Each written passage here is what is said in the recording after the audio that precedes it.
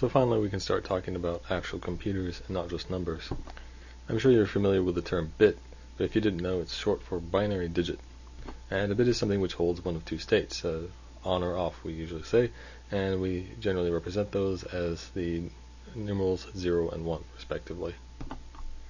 A bit really is not a tangible thing, it's really an abstraction like a numeric digit. So in fact, I would say even the flag of a mailbox could be considered a bit because it's something which represents the state of either being up or down or on or off, you could say. Computers, there are generally three different ways to represent bits electronically.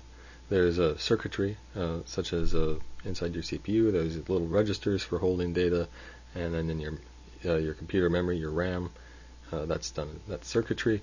And then you have optical mediums like DVD and CD discs, and which store bits as tiny little grooves on the surface, which are read by lasers. Actually, they're under the surface in some cases. And then you have magnetic mediums like floppy disks and hard drives, where the bits are stored as magnetic charges on a magnetic surface.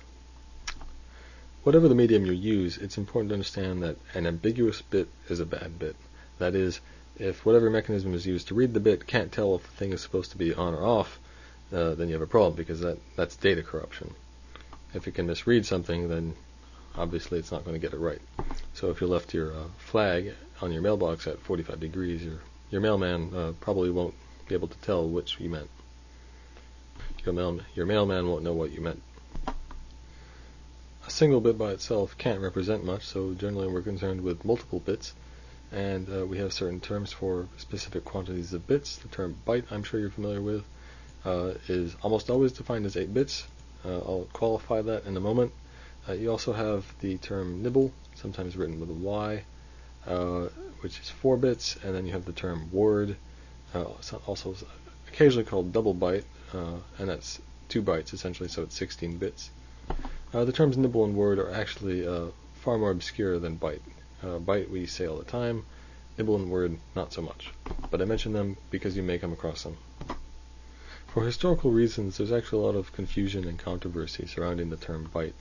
In the classical definition of the term byte, it means the smallest quantity of readable, writable bits. That is, if you were to read memory or to write to memory, it is the smallest amount. You would have to do it in byte-sized amounts of bits. So you couldn't just write 3 bits to memory, you would have to write 8.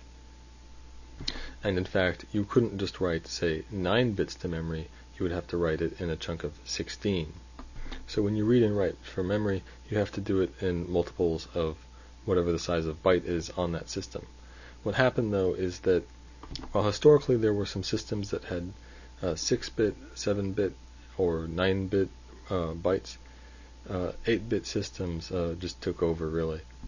And in fact, I don't think there's anything manufactured today which uses anything but 8-bit bytes. As purists will point out, the correct term for 8 bits is octet, because an octet is strictly defined as 8 bits, whereas a byte is a system-dependent definition. Having said this, I don't think even the purists really observe this distinction, and in practice everyone always says byte to mean 8 bits. However, it's probably a good idea to understand the origin of the terms. I did say that you won't use the term word a lot, if at all, but you should understand that that too is a system-dependent definition. And when I defined it as 16 bits, that's kind of a convention that has arisen due to the historical influence of Intel processors, because on the old Intel processors, words were 16 bits. In the classical definition, however, a word is whatever the system can most efficiently operate upon. This definition, though, is problematic, really, because one operation may be most efficient with X number of bits, and some other operation in the same system may be most efficient with Y number of bits. So it's really not a very hard and fast defined quantity, even within a particular system. And I think it's for this reason that the term has kind of fallen out of use, at least in general programmer parlance. I believe people on the hardware side still talk about words, but as a programmer, you shouldn't think that it'll really come up. In summary, I would just advise that you read the Wikipedia articles on byte and word and maybe nibble, so you can at least understand why these terms have so much confusion around them. In the end, all you really need to know is that a byte equals 8 bits. And you can go a whole programming career without knowing different. For large quantities of bits, we use Greek prefixes, so kilo means 1,000, that is a 10 to the third.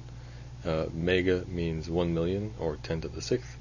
And giga means a billion, which is 10 to the ninth. And tera means 1 trillion, which is 10 to the 12th.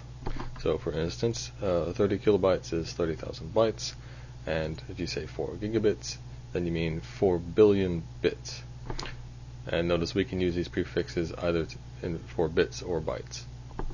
And terms like kilobytes, gigabits, and such, they can be abbreviated, and when you do, lowercase b means bit, whereas uppercase B means byte.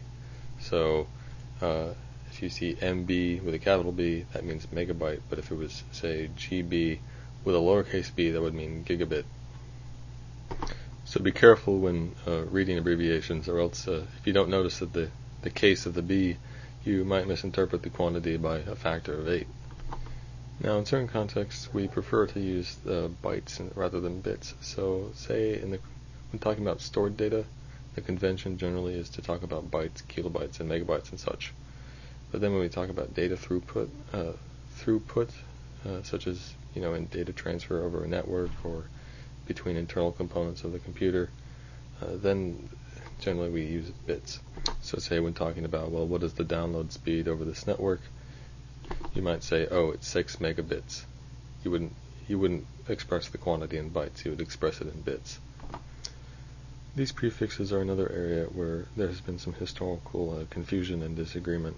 Some people insist that the true definitions of these prefixes should be in powers of 2 rather than powers of 10. So say kilo should be defined as 2 to the 10th rather than 10 to the third, and 2 to the 10th is in fact 1024.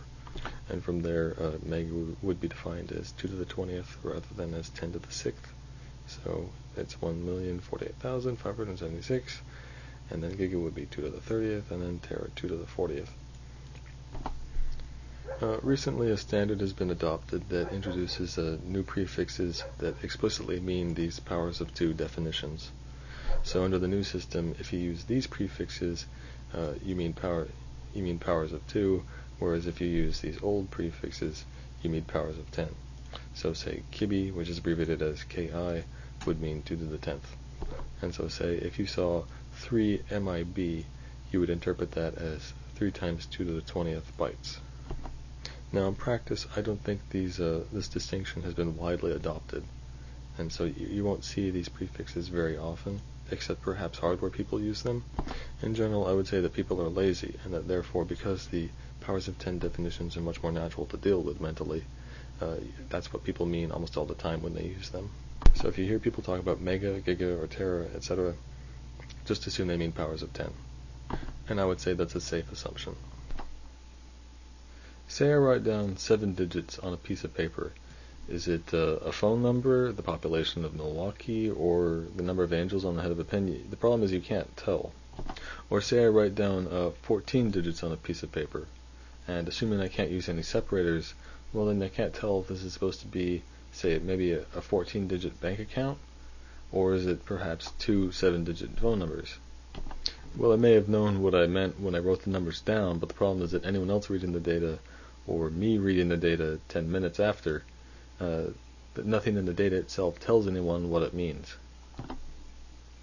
This is exactly the problem we have in computers. All we have to represent data is bits, and there's nothing that separates any bit from the one after it or before it.